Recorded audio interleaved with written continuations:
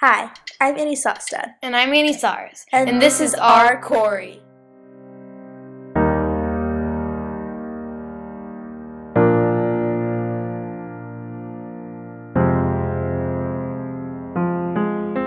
Inside of our quarry, there are many beautiful plants, trees, and everything in between.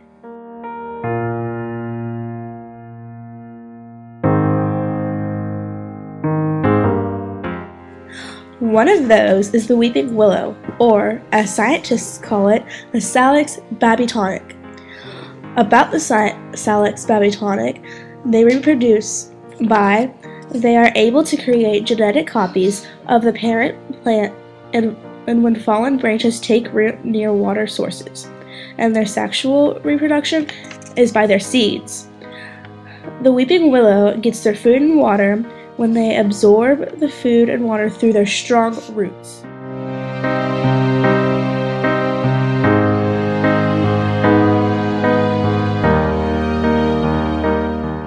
Another plant in the quarry is the dandelion. The dandelion, or the Taraxacum officinale, has leaves that capture the sun's energy and carry out photosynthesis to produce food. Also, they sexually reproduce by seeds and asexually reproduce by apomixis. That's where unfertilized egg cells in the ovaries produce seeds that germinate to become clones of the parent plant. The differences between a dandelion and a weeping willow is that a dandelion has a herbaceous stem, while the weeping willow has a woody stem. And a dandelion reproduces asexually by apoptosis, while the weeping willow reproduces asexually when a fallen branch is close to a source of water. The similarities between a weeping willow and a dandelion are that they're both seeded vascular plants and they can both sexually reproduce by seeds.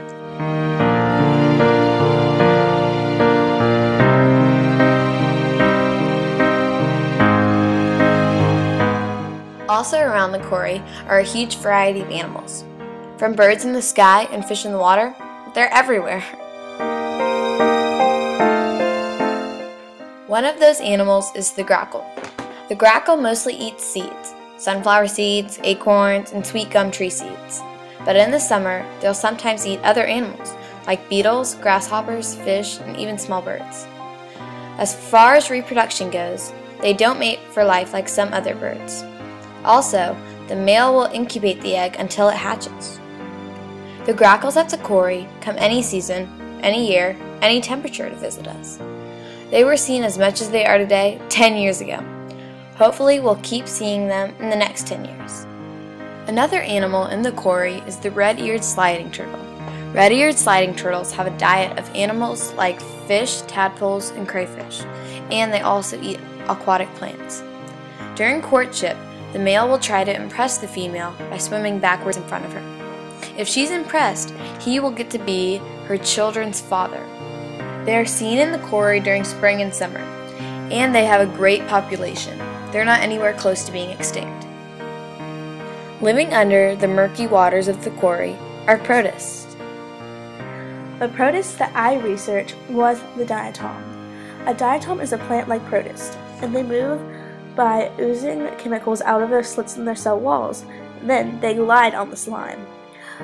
They get their food or energy by the sun's energy because they are autotrophs. They are also unicellular. Diatoms reproduce. When they die, their cell walls collect on the bottoms of oceans and lakes. Over time, they form layers of a Kant's substance called diatomaceous earth.